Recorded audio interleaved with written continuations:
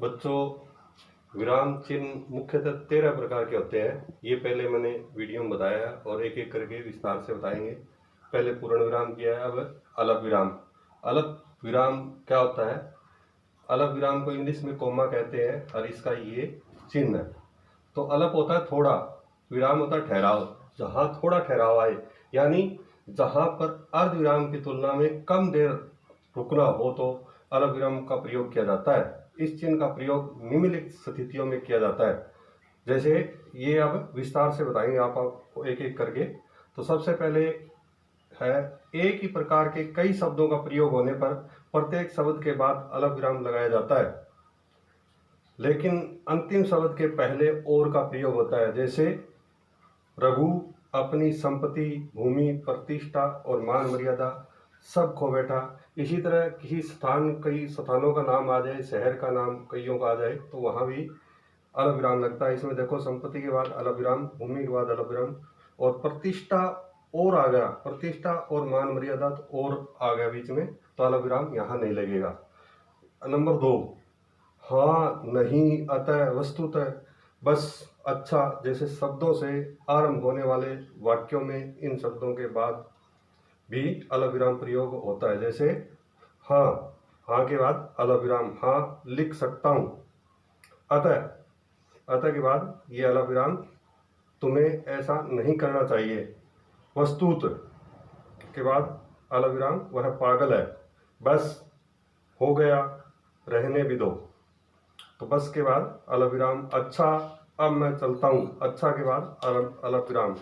तो ये 2 हो गए। तीसरा है, वाक्यांश या उपवाक्य को अलग करने के लिए। वाक्यांश, वाक्य का अंश, यानी पूरा वाक्य नहीं, उपवाक्य।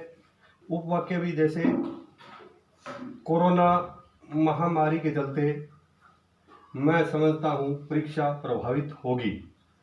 कोरोना महामारी के चलते अलप विराम, मैं समझता हूँ फिर अलप विराम, परीक्षा प्रभावित होगी। इस तरह के वाक्य भी वाक्यांश में भी आता है। कभी कभी संबोधन सूचक शब्द के बाद अलप विराम लगाया जाता है। संबोधन, जैसे रवि, रवि के बाद अलप विराम, रवि तुम इधर आओ।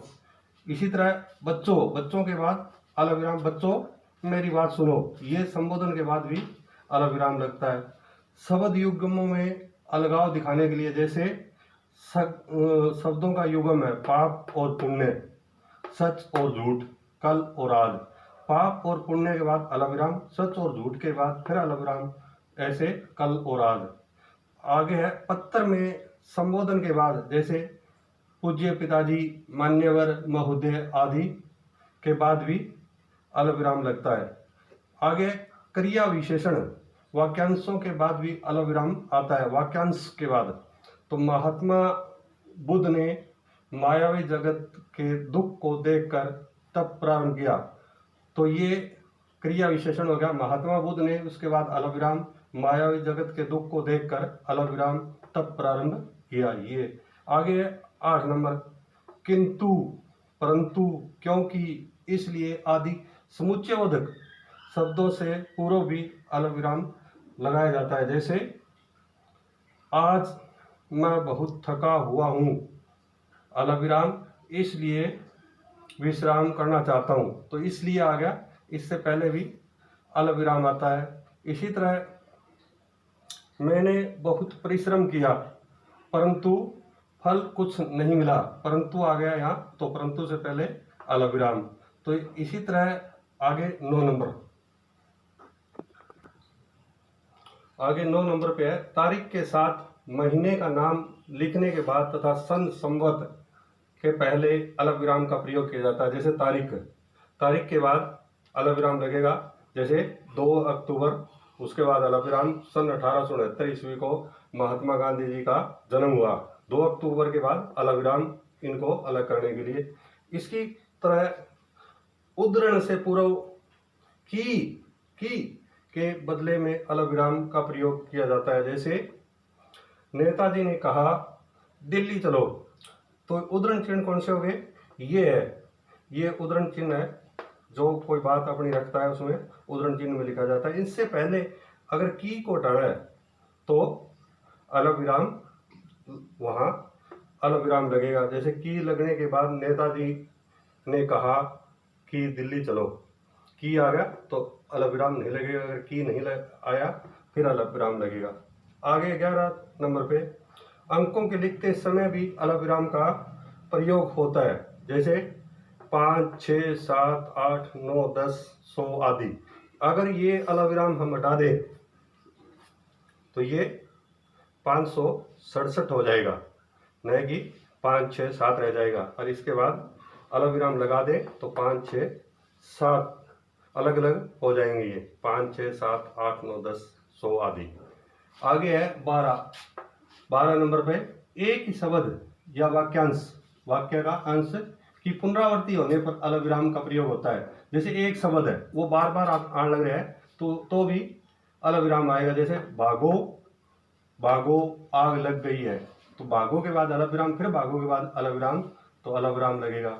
जहाँ यह वह अब तब तो या आदि शब्द लुप्त हो यानी इसमें ना हो तो भी अलग विराम लगेगा। जैसे वह कब लौटेगा, कह नहीं सकते, इसमें यह लुप्त है, यह नहीं आया इसमें, अगर यह लगाते हैं फिर अलग विराम नहीं आएगा। इसी तरह मैं जो कहता हूँ ध्यान लगाकर सुनो, मैं जो कहता हूँ यहाँ अलग विराम आ गया, इसमें वह ध्यान लगाकर सुनो, अगर वह लगाते थे अलग विराम की जगह तो अलग विराम नहीं आएगा।